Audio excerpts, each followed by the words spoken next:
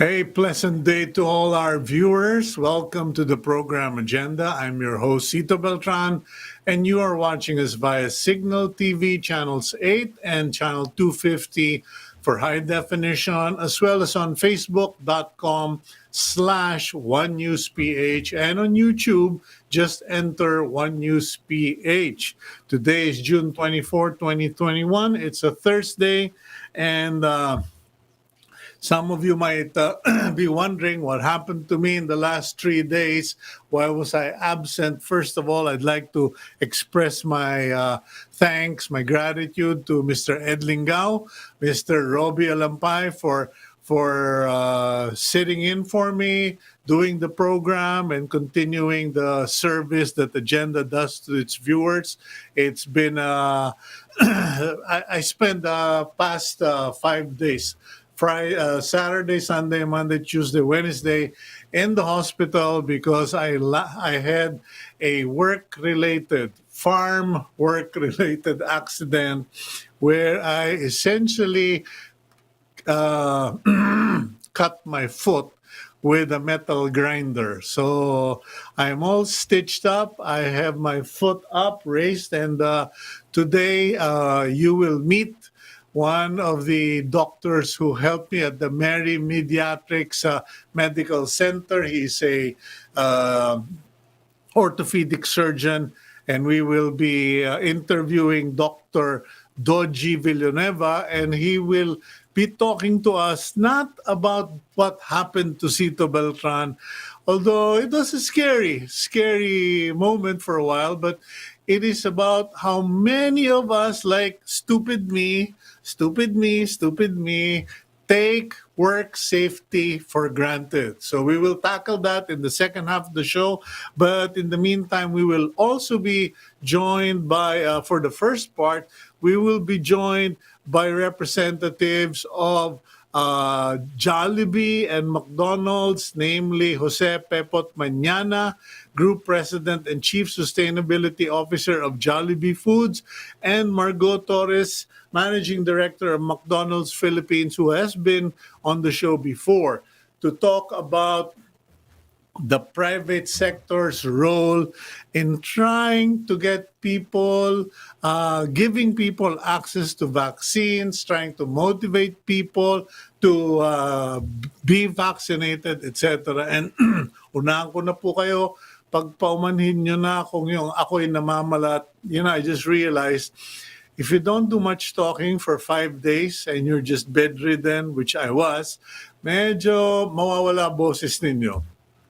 But anyway, before we go to today's interview, let's take a look at the front page of the Philippine Star. And by the way, good morning to our boss, Mr. Miguel Belmonte. Okay, agri-workers file complaint versus the Philippines government before the International Labor Organization.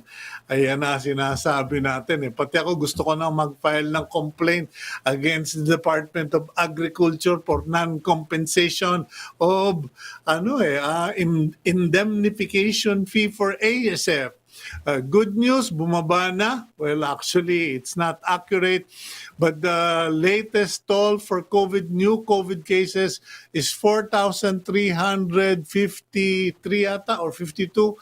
And but that's because some laboratories have failed to send in their reports. Arrest of vaccine refusers possible, according to the Presidential Legal Advisor Panelo. DILG approves walk-in, no appointment jobs. And after Delta variant, here comes Delta Plus. Ay, nako. Next, let's go to the lower half. Senators are officials profiting from sale of shields. Oxford Dictionary's word of the day, the Philippines, bakya. As in, ang bakya mo, neneng. Okay, because apparently it has been adopted into the Oxford Dictionary. And kind of makes you wonder how that happened, because it's hardly in news nowadays except as a derogatory remark. And then probe sought on troll farms. Ayan na po. Ha? Ayan, medyo magiging mainit na issue yan. Asian Americans want Navy warship named for Pinoy sailor. Now, let's go to the stories behind those headlines. The Interior Department has allowed the LGUs to conduct walk-in vaccinations against COVID-19 as long as health protocols are followed. This even as the policy previously led to long lines and crowding that made some people worry for their safety. For Manila City, the walk-in policy was briefly terminated, but Mayor Isko Moreno had to resume it after a low turnout under the appointment-only system. Senators have raised the possibility that some government officials are profiting from the sale of face shields. The lawmakers pointed out that some vital equipment, testing kits, and other supplies for COVID-19 response were previously discovered to be overpriced. Senate President Tito Soto also filed a resolution calling for an inquiry on the efficacy of face shields against COVID-19 transmission. Ano po, I don't think it's the government official that are profiting. Maybe they're kamag-anak incorporated, pati sa mga transport, sa naku po, ang daming areas sa government services na, the government official is clean, but his sons, daughters, and his wife, diba? Marami nang nahuli dyan eh. Okay, the Oxford English Dictionary featured the Tagalog word bakya as its word of the day on Tuesday. In its Twitter account, the dictionary defined bakya as a type of backless sandal with a thick wooden sole. Traditionally worn in rural areas in the Philippines, it is also noted the word derogatory. Ay, nako po, itong English na ito. Basta ginagamit yung bakya as pang-asar, mamaliit. Okay? Which is described as someone lacking in refinement or sophistication. Today's quote from the book, okay. Ay, nako, yung stalker kong si Charles Lejano ng One News. Eto na naman, nagpapadala na naman ng video. He's probably videoing himself while I'm doing the program. Anyway, today's quote comes from the book of Romans in the Bible, chapter 8, verse 28. And we know that in all things God works for the good of those who love Him, who have been called according to His purpose. I personally chose this for today because I have learned that this accident I had, medyo seryoso last Saturday, I could have felt really bad about it, depressed, angry, but I said, Lord, either the enemy is trying to hurt me or harm me, or you are trying to teach me something. And I figured it was both. The enemy always wants to attack us when we are doing God's work or helping others, and to come closer to God. And at the same time, God turns what the enemy meant for evil into good. Paano po?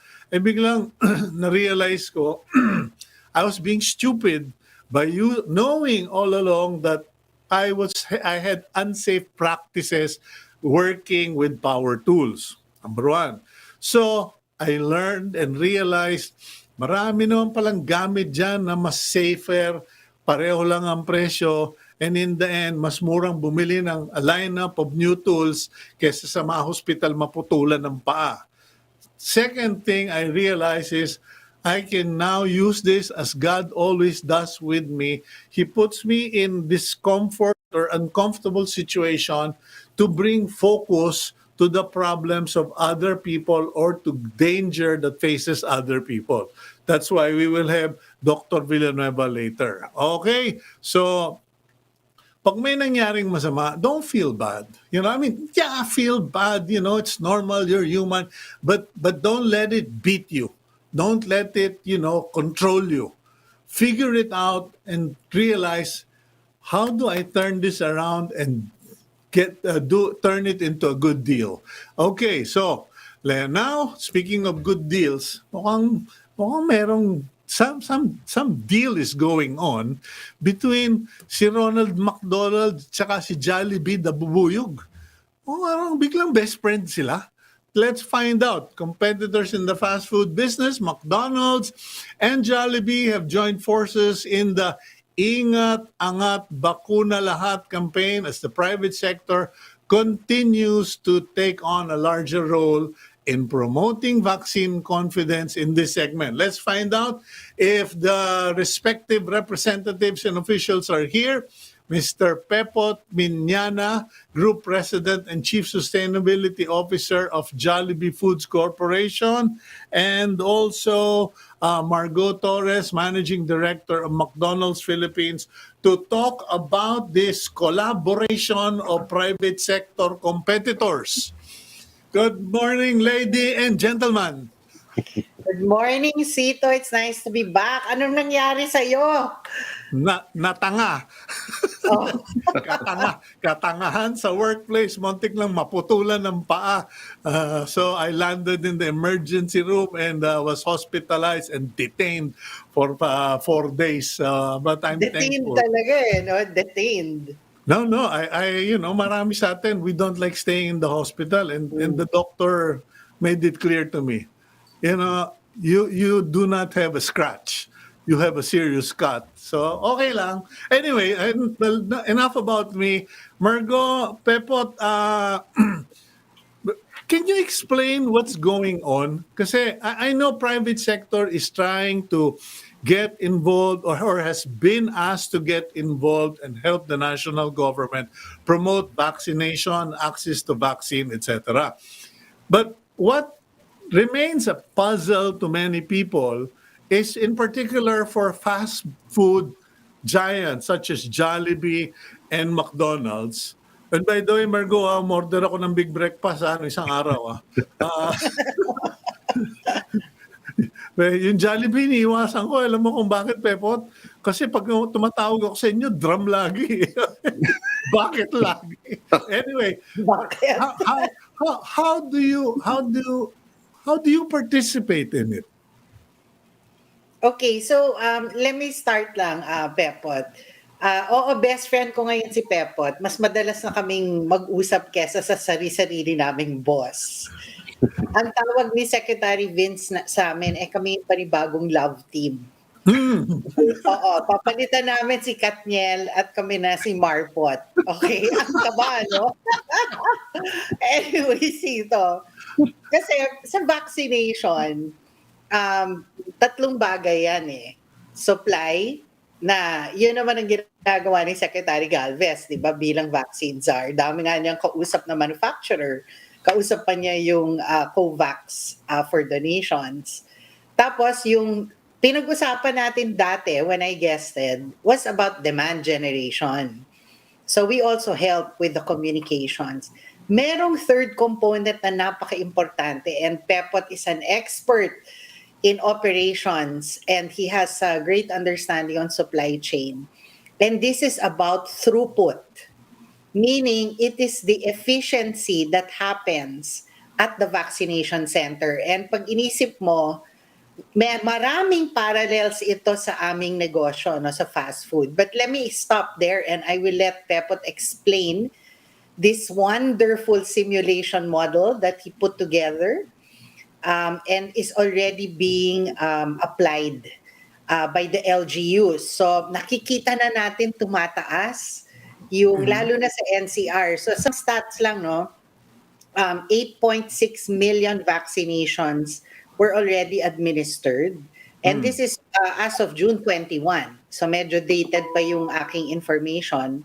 2.2 million yung second dose. So you have more than 2 million Filipinos fully vaccinated. And then you have 6.4 million who already got the first dose. So we've really seen a wonderful steep curve rising. Like for national, we're already at more than the highest in that week was over 300,000 Yeah. jobs. And we're Okay. looking at 500,000. And in NCR, eto tuwang-tuwa kami.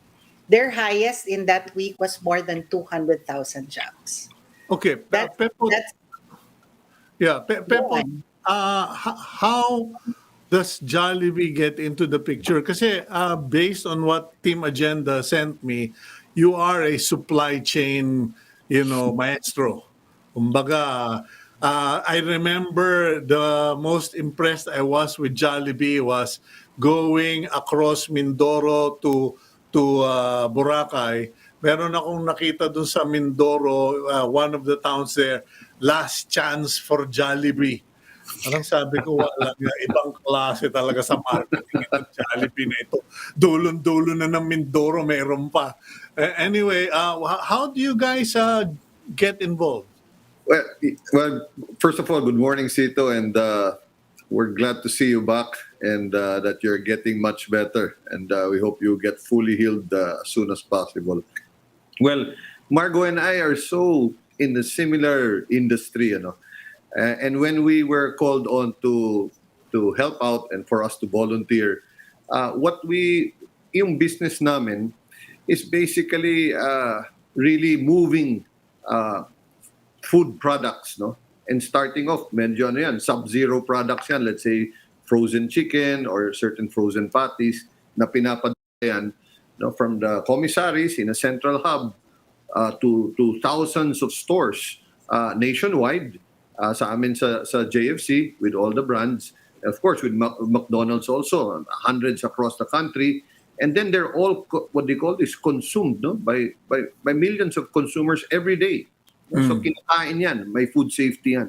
If you look at it, Cito, if you look at that chain, moving products, frozen products from a singular place all the way to what do you call this, all the way to stores and all the way to the consumers, parang mga bakuna yan, ano?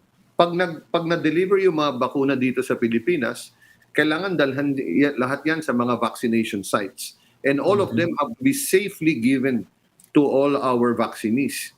So there's a cold chain concept na at kailangan may logistic system yan na para pag dineliver lahat yan on time and in full lagi.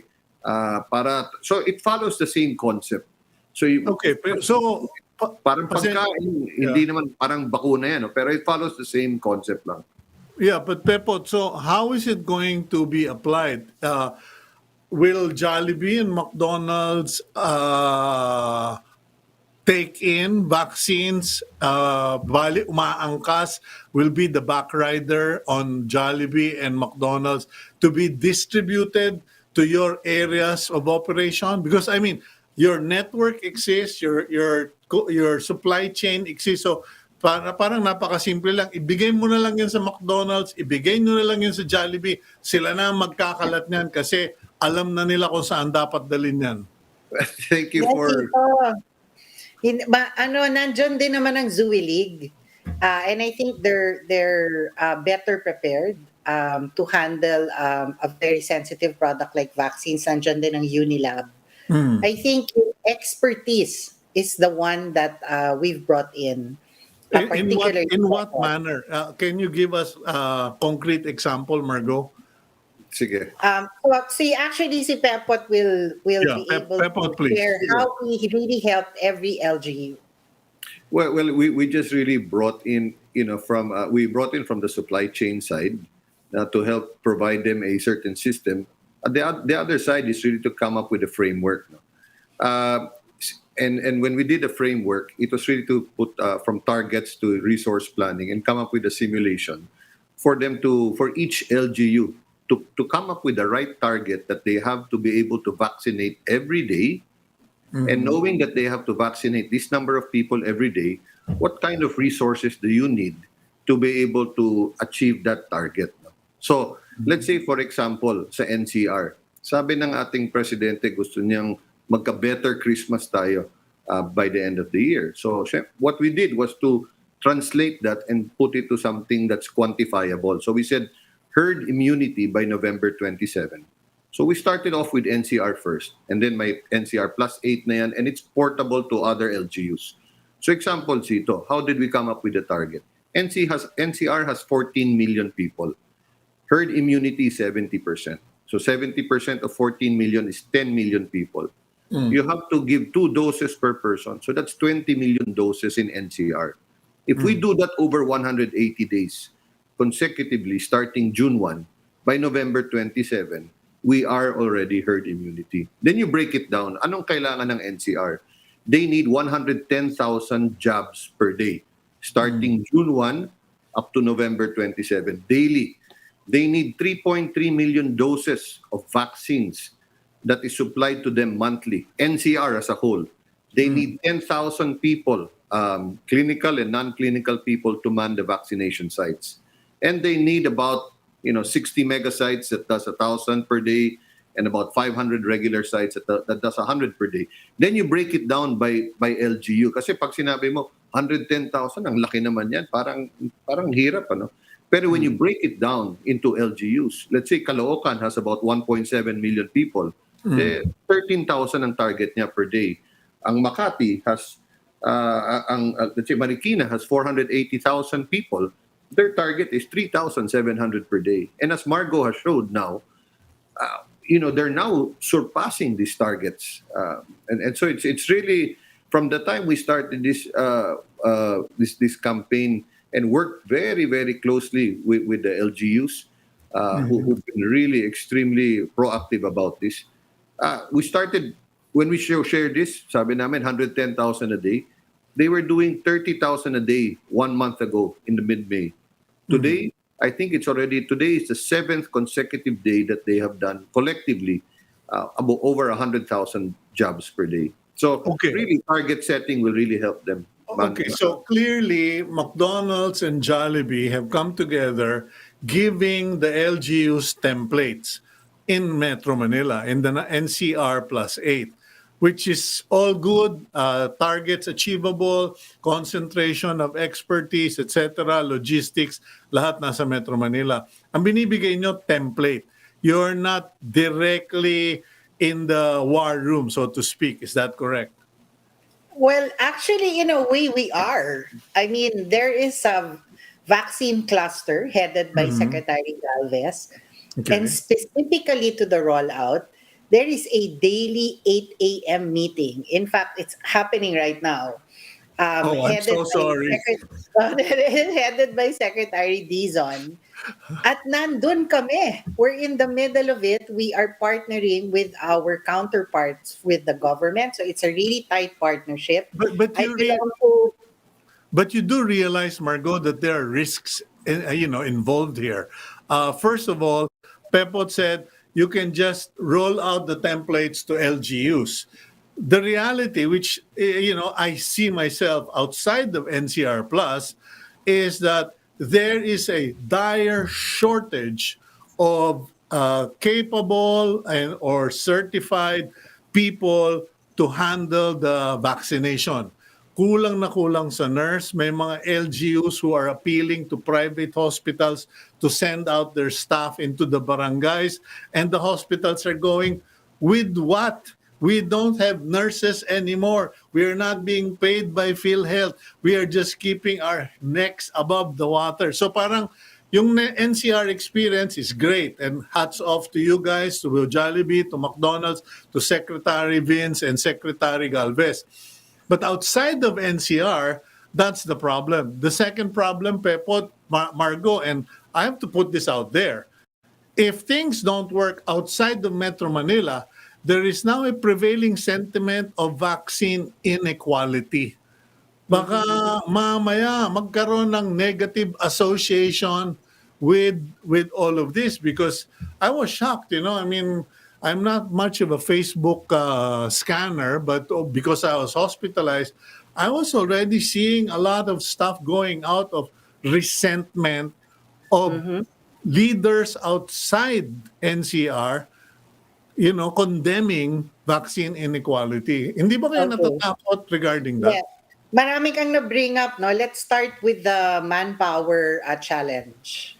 That's not only a challenge outside of NCR, it's also experienced by some of the LGUs. And Mm. the private sector is there also to partner. You know that there are 5 large private sector healthcare providers that have already partnered. That's St. Luke's, Medical City, AC Health, Mount Grace, and Metro Pacific Hospital. So nandyan sila to also partner. And Mm. yes, we may not have enough nurses, but part of the plan is to extend the manpower to include pharmacists. So ang Ay, ah, salamat. kasama yan. Oo, kasama siya. And we already Oo, have kasi now volunteer pasensya pharmacist ka na. boards.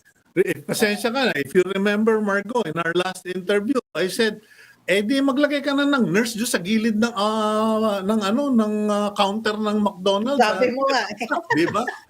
Kasi Oo. pharmacy sa Amerika, yung kaibigan namin, injectionan sa pharmacy sa Amerika. Anyway, please Yung continue. second point mo, yung second challenge mo was about skill and Mm. competency. Kaya we go through training. Grabe yung tiyaga ng partner ko dyan. He would really sit down, walk them through the template, the model. And this is not just at the mayor level. It is really the entire vaccination team of an LGU. Inisa-isa namin yung LGU ng NCR. And that is also what we want to do for the +8. And of course, this involves naman our partners in DOH, in the Mhm. administration segment, technical working group. So, nandyan yung partnership. Kaya we believe this is scalable eh. Okay, Pepot, It is a matter of training. Ano yung third point mo? Sabi mo, may isa yung, ka pa yung eh. negativity, yung negative association because Oo, of vaccine yan. inequality. Alam mo, merong rational naman talaga bakit inuuna yung NCR. You wanna explain that, Pepot? This is coming from Father Nick's Father Nick. presentation Well, in no, sa no. We've discussed that on the show numerous times. A lot of okay. experts have explained that if you stop NCR from generating Yes, the virus, it will stop from expanding into the correct, provinces. correct. But if you're the mayor, if you're the governor, if you're the congressman, and your kumpare dies, your barangay captain dies, or your wife is contaminated, or your family, medyo it becomes personal eh. Yeah, I get you. Rational logic flies out the window. But anyway, Pot, may I ask you, akala mo, close friend, ngayon ko lang na-meet, papot-pot pa no? Okay. But Okay. Pepot, no, let me just find out, how are you doing this to make it something that can be replicated or duplicated? Are you doing a video training program? Because I don't think your bosses are going to let you leave Metro Manila to be a professor all over the Philippines. Well, yeah, thanks for that. No, as Margot said, the first more over a dozen, what do you call these LGUs? We really had to walk and handhold them. No? And we have a staff naman from the Philippine Disaster Resiliency Foundation who helps us also in rolling this out. But it's very, very important kasi ako, I'm not only a maker of a template, but more importantly, I'm a user of a template, and I don't like templates. Kasi if i-fill up ko lang ba to, tapos na, hindi pwedeng ganun eh. It has to be, I have to understand what the template is. That's why we really have to walk them through. And, Cito, just to give you an example, when we walk them through this template, what happens is, number one, dapat alam natin kung ano yung target nyo. Kung alam nyo yung target nyo, na ilang jobs per day, number two, you will find out how much vaccines should you get per month. And we can suggest that to Sec Charlie to say that this is the number of vaccines that this region should get if we want to hit herd immunity by November 27. So that's number two, you have your supply. Number three, once you have your supply, you have to identify how many vaccination sites do you need in your LGU. Ano, 5 mall, 5 mega site, 10 regular site. Then once you have already ilang sites ang kailangan mo, the fourth thing is to understand ilang ng staffing mo. How many clinical staff, ilang doktor, ilang nurses, ilang auxiliaries. Parang and ano, tutors. para kang gumagawa Nakasulat ng lahat yan. para ka lang gumagawa ng business plan. Exactly. Okay. Exactly. Let's do a But- timeout, a quick break. Sige. And after this quick break, balikan natin yan. How are you doing the business plan? And then how are you going to deal with issues, sabi nyo nga, supply chain, maraming niwalang refrigerator.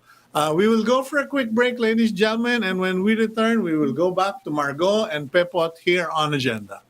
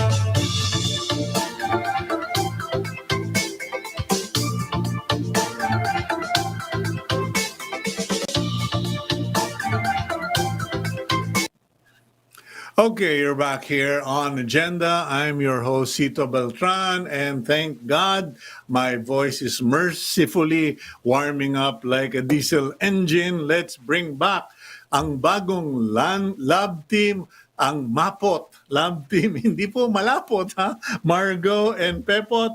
Margot Torres and Pepot Miñana. Margot Torres is with McDonald's and Pepot is with Jollibee. Okay, MAPOT. Margot, huwag mo ko awayin. Ikaw ang nagsabi niya, ha? Marpot, ikaw naman.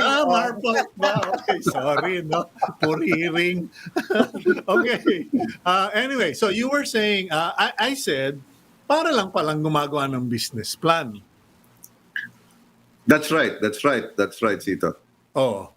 So ano ang na-discover ninyo in helping government LGUs to develop a business model or a business plan for the vaccination program all over the country? What were the good discoveries?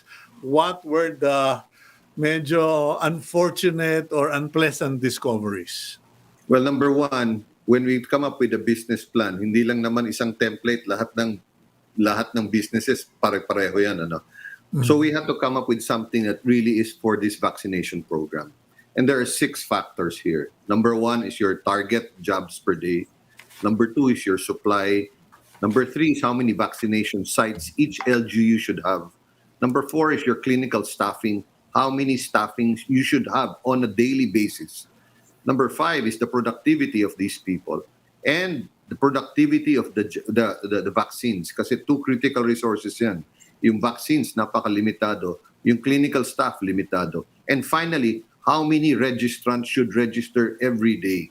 You have all these 6 items and then you set certain targets. So you have to know how resources are moving. So tama ka, Cito, this is just a plan. At the end, what gets measured gets done.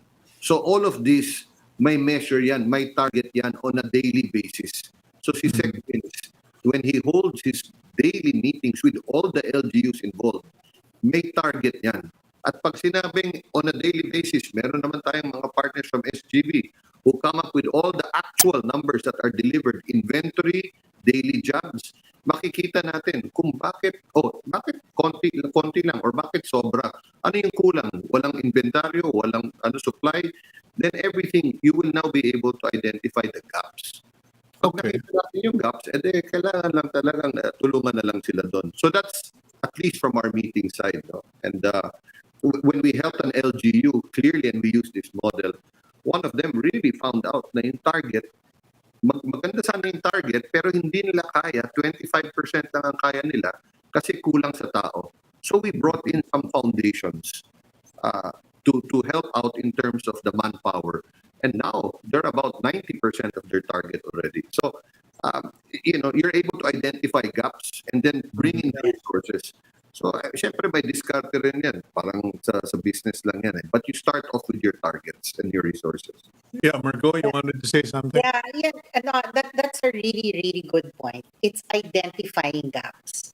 You will not know the gaps if you do not have a plan. And if you don't even know what you're trying to go for, which is a target. And because of our own experience in running a fast food chain and the parallels between it, then we're able to really apply years of experience. Kasi alam namin yan like ano dapat yung supply na kailangan mo to meet a certain demand at ano yung trained manpower na dapat at araw-araw yun yung nami-meet, di ba?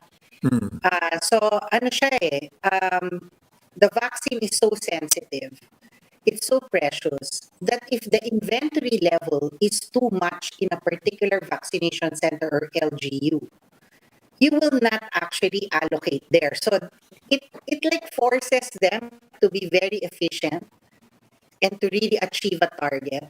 Because Kasi they have to finish it. kahit na bahain mo ng bakuna, hindi naman magagamit, tipid-tipirin mo na para laging ubos. Yes, kasi kung masyado kang maraming bakuna sa isang lugar, tapos ginugutom mo yung kabilang lugar na napaka-efficient, ma-waste yung actual vaccines na Diyos ko, grabe naman yung pagkatrabaho ni Secretary Galvez sa pagkuha niyan. So sayang, di ba? Also, critical din yung demand generation kasi it's possible. Some sectors in society are not yet willing. I say yet because susunod yan, mangyayari din yan. Marami naman ang wait and see So, habang wala pang malakas na demand dun sa area na yon, then dapat ibigay mo yung bakuna na nandyan dun sa lugar na very efficient. Pero lahat magkakaroon ng bakuna, Cito. Hindi, walang inequality dito. It is a matter of time. That is in the law. Everyone sabi nga ni Erap, weather lang yan, panahon lang yan, no? But we're down to our last 2 minutes. I mean, both Jollibee and McDonald's, I mean, no one will challenge the fact that you guys excel at communicating, not only in supply chain, not only in products, not only in facilities, but in communicating. And if there is anything that has been criticized roundly, is the failure to communicate in the promotional mode the vaccination. Kumbaga, ako, Pepot, ako, aminin ko siya, yung aking anak, Jollibee baby, na picture pa siya sa magazine na as the Jollibee baby. But I was just imagining, Margot, I mean, you have the Ronald McDonald House, you have Jollibee, iniisip ko nga si Jollibee na, cartoons na nagtuturok ng bakuna. Diba? Yung gano'n. Why have your group, will your group, I mean, okay, not why not, but will your companies venture into actual promotional video commercials to boost the communication level? Jollibee has already done it. I don't know if you have caught their Kwentong Jollibee. It was a Mother's Day spot. And part of that story was dinala nung anak yung kanyang mommy sa vaccination center. Because the story is, it's now the son's turn to take care of the mom. And happy Mother's Day. Yun ang pinakita ng Jollibee nung Mother's Day. And of course, combined as a private sector, and it's competing companies, not just with Pepot, no? Meaning Jollibee and McDonald's, nandyan din ang Smart and Globe, nandyan din ang SM and Mega World. So lahat sila nag-contribute. Okay. Nandyan din ang 7-Eleven, so indirect competitor namin yan yung Pepot din. Okay. So, ano siya, we put together reasons kung dapat mabakuna ka. And soon, we will come up with a new material, Cito, and it actually leverages the insight of vaccine envy. Meaning, makikita mo na yung mga taong lumalabas dahil nabakunahan na sila at yan na ginagawa nila yung mga sarili-sarili nila lang namimiss. But within Jollibee and McDonald's, may ginagawa naman talaga kami, namimigay kami ng 10% discount. Kasama kami sa bakuna benefits. All right. So, Okay. maraming restaurant yon ha. Sana magamit mo na yan pag nag-heal na yung iyong paa. Matagal-tagal ito. 6 to 8 weeks now na nakataas ang paa. Okay, thank you very much, Margot. Thank you very much, Pepot. And I'm sure you and I will still be talking about these different projects. Please just reach out because it's been an interesting interview, learning experience, I'm sure, for our viewers. And we hope to hear more from Jollibee and from McDonald's. Congratulations for being a team. And more power to both of you. Thank you, Thank you. Cito. Get well soon. Thank you, Thank you. Cito. Okay, that's it for Jollibee and McDonald's. We'll go for a quick break, and when we return, I'll be inviting the man who stitched up my foot and talk about work safety and yung mga ating pong pabayang ugali pag nagtatrabaho, lalo na yung mga DIY. We'll be right back here on Agenda.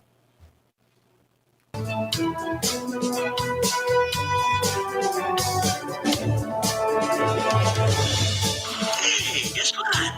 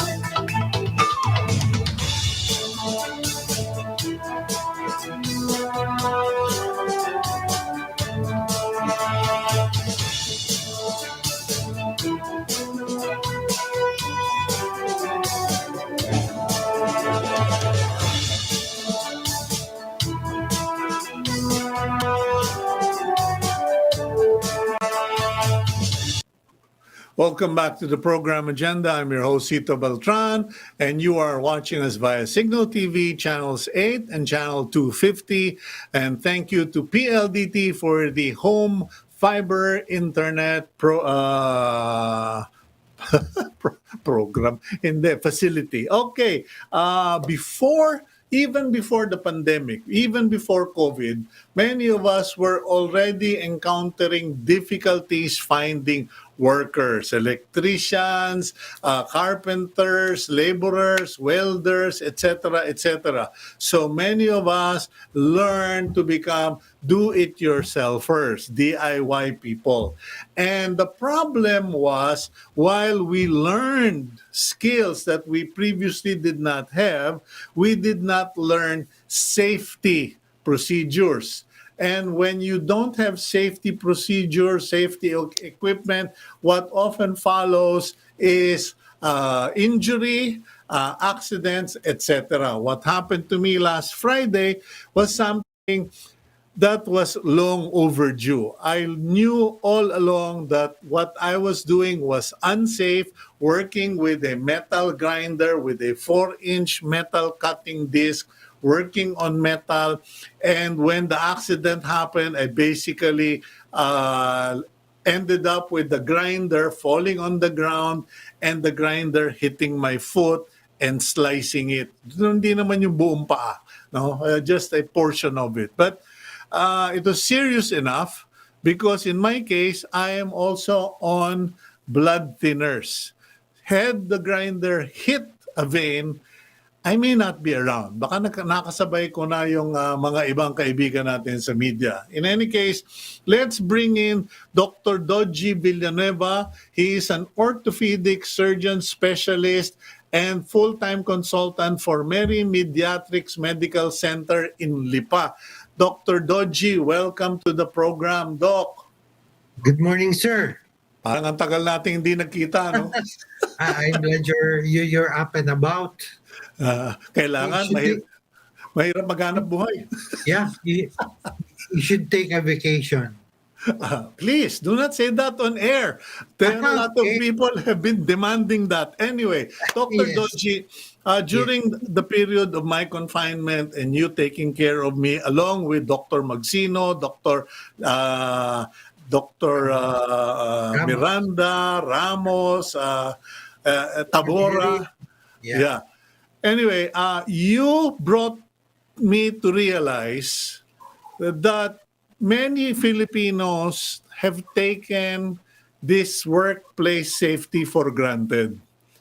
And I felt that I should invite you to the program para makwento mo lang, no? Makwento mo lang yung ano ba yung mga nakikita mo sa emergency room na mga aksidente because people were not wearing gloves, were not wearing shoes like Beltran, etc., etc. And you know what really struck me, yung sinabi mo, buti nga sa'yo, sir, sa paa eh. Yung iba sa mata, yung iba sa muka, etc. Could you just narrate some of those incidents? Yeah, actually, using power tools, we take it for granted. No? So, what do we do about it? First of all, when you're using power tools, you should be adequately protected. Using gloves, face mask, goggles, and you shouldn't be distracted in using power tools. Kasi I think the main culprit would be using a power tool you are not adequately trained. Mm-hmm. So the injury is usually it's an unforeseen injury. So what happens is, oops, andito pala yung injury ko. I wasn't able to protect myself. Mm-hmm. And that's it for taking it for granted na it won't happen to me. Ganun po nangyayari. Ano kadalasan ng mga nakikita mong dinadala sa emergency room, sir? Actually po, ano yan eh. In my practice, most injuries are caused by power grinders. Kasi marami pong, that's one. If you'd remember when I stitch you up, I got this big piece of metal disc inside your foot. Mm-hmm. And sabi ko, wow, anong nangyari dito? So what thing is, the grinders, ano po yun eh, tandaan nyo, power tool, tapos yung mga, they go flying objects. Mm-hmm. And since hindi kayo well protected, it went inside your foot. It was a deep-seated injury. Kaya it kept on bleeding. Ganun po ang nangyari sa inyo. Yes. Yung actually hindi ako natakot doon sa nangyari sa akin kasi of course, nandoon na ako sa Mary Mediatrics, surrounded na ako by top caliber doctors, wala na akong problema. Pero nung kinwento mo na there are people who walked into the emergency room with losing their eye? Well, injuries to the eye, injuries to the hand, but I've seen, kasi I have pictures, but I don't want to, I don't want you to see it on your show. Pero Mm. we stitch them, we fix them, pero it can be prevented. Mhm. Injuries like this can be prevented. So that's why first, okay, so how do we go about it? So basically, there are two types of people who are using power tools. The hobbyists like you and Mhm. the professionals. Okay. So yung professionals, even professionals, they do have accidents. Mhm. Pero tayong hobbyists, weekend, just like you said, weekend warriors, we are prone to injuries unless we protect ourselves. Mhm. And that's it. Wala na. Gaano ba ikaw ay orthopedic surgeon, ano? Yes I po. would just imagine that the most common injury brought to you is someone hammering a nail na martilyo yung kamay. Is that the common or is there a more common injury we don't imagine? Well, you can say that that's just a simple injury. What we Mm. see in emergency cases that patients do bring is just like you, yung Mhm. mga power grinders, power saw, Mhm. they dip their hands on something na like a crushing injury of the hand. That's where, yun ang mga worst type of injuries we see at the emergency. Sa'yo personally, ano yung pinakamasahol, I mean, you can't even comprehend na nangyari yun, na injury? Yeah. Basically, we had one patient maybe a month ago, yung Mhm. kamay po niya naipit, no? So, it's an open fracture, transected tendon, multiple lacerations of the hand. So I didn't show you the picture, but maybe next time, so you would be you would be careful about doing things around your house. Yeah, kasi after our conversation, I did some research from the safety organization, National Safety Organization, and Yes po. parang lumalabas ang pinakamataas na mga number of accidents ay sa manufacturing, pagkatapos after manufacturing, yung mga retail and motor vehicle repair. Have you ever had a patient na, ay sir, nabagsakan ho ng kotse o naipitan ho sa ilalim ng kotse kasi bumigay yung jack? Yeah, when I was in training at the Philippine Orthopaedic Center, Mm. bumigay po yung kotse, bumagsak sa likod, nagkaroon siya ng spinal injury. Wow. Talagang worse. Pero the thing is, siyempre if you have spinal injuries, it's very hard to recover. Lalo na po pagka merong nerve injuries. Okay, now you've already given professional advice regarding wearing safety equipment, Yeah. eye shields, face shields, Face shield. gloves, shoes, vests kung kailangan, lalo na po kayong mga nagwe-welding. Kasi ako, pamisa-misa nakakalimutan ko isuot yung welding at yung iba sa inyo mga pintasero, sinasabi ninyo para kayo na mga takot. Kasi nag-iingat kami. Yan, hindi ako, nagpamacho-macho ako, nadali ako. But Dr. Dodjie, Yes po. what else would you recommend? Kasi biglang, alam mo, na-realize ko nung nadali ako, parang ang pinaka nagamit ko lang na first aid, puro labakara at tuwalya at tourniquet. In dealing with the situation, what should patients or victims remember first? Na ano ba yung dapat nilang gawin pag may nakita nilang, oops, masama ang sitwasyon? Actually, tama po yung ginawa ninyo, no?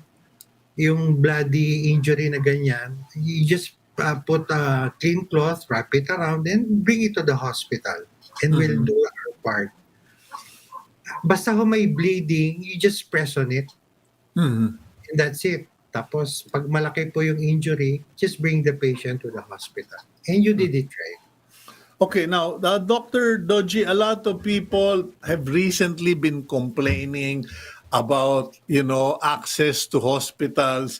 Kasi sabi nila, bakit ang hirap pumasok sa ospital? May problema na nga ako. And I want to give you the opportunity as the doctor because I saw it myself eh. Yeah. Nakita ko na nag-iingat sa Mary Mediatrics. Hindi ako basta-basta pinapasok sa ospital. Finilter muna ako doon sa primary area. Pagkatapos, nung natingnan na ako ng isang doktor, pinatuloy na ako sa main emergency room. And nakita ko na nagpa-PCR test, etc. Kahit na nabakunahan na ako. Because nga, tama nga naman, kahit nabakunado na ako. Pero ano ba, can you kindly explain or tell our viewers what to expect in the event of an emergency para hindi sila puro panic? Kasi yung kasama ko medyo panic angry na eh. Kasi we are following a standard protocol for all patients entering the emergency room. Kasi ang ayaw po natin mangyari na, so that's why we do RT-PCR test to determine if the patient has COVID, presently has COVID sickness. Anyway po, kasi Mary Mediatrics has 2 emergency rooms. The clean one, the standard emergency room, and the emergency room, it's like a transition emergency room. It's questionable if you have COVID or not. So the hard part is you cannot enter the operating room if you are not tested for COVID. We have to be sure that the patient is non-COVID. Why?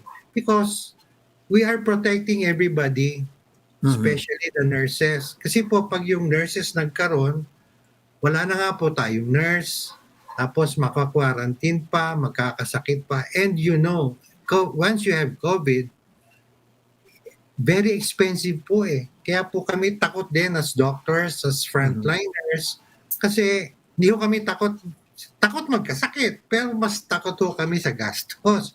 Kasi anybody pwede ho magkaroon ng COVID this time. So that's why I'm telling my patients, if it's not an emergency, I prefer not to do it.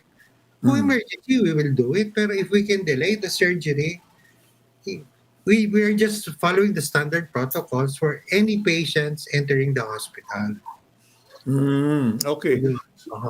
So, ayun na po, no?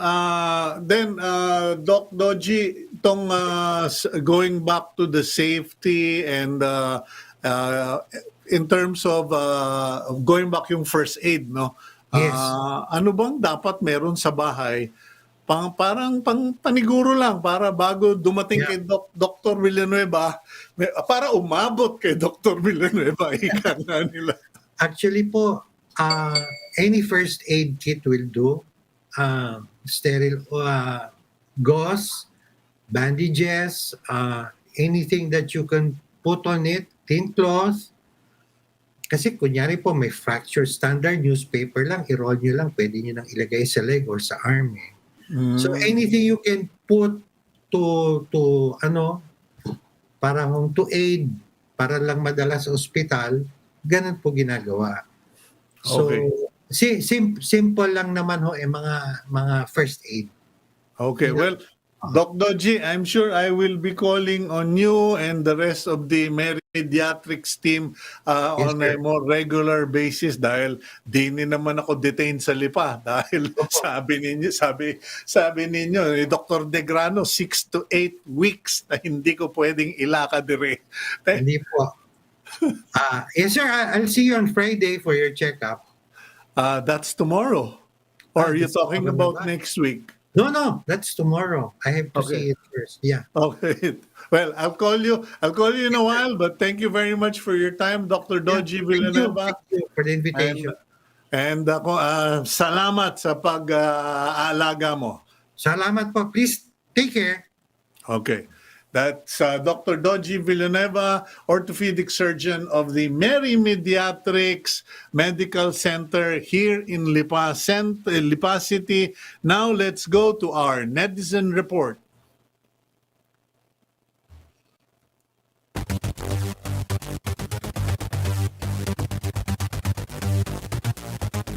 Isang Bayan has named their frontrunners for the upcoming presidential elections.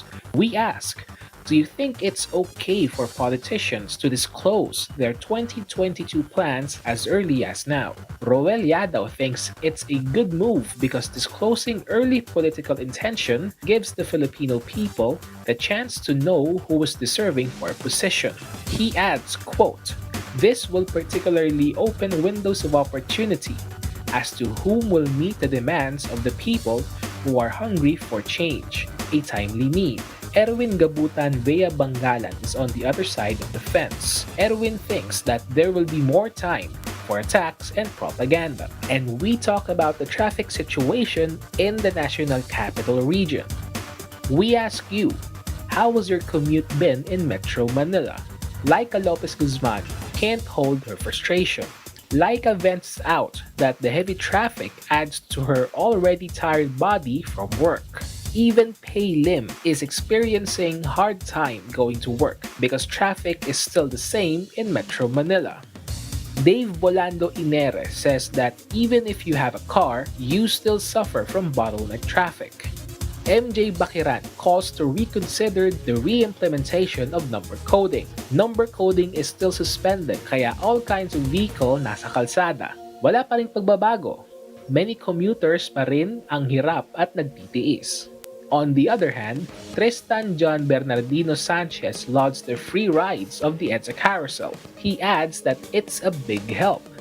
He's also hoping for its 24-hour operations.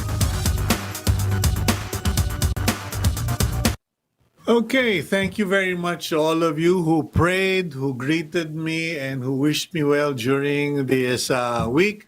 And that's the agenda for today. And please keep it here on Cignal TV channels 8 and 250 for the latest news. I'm Cito Beltran. We are One News.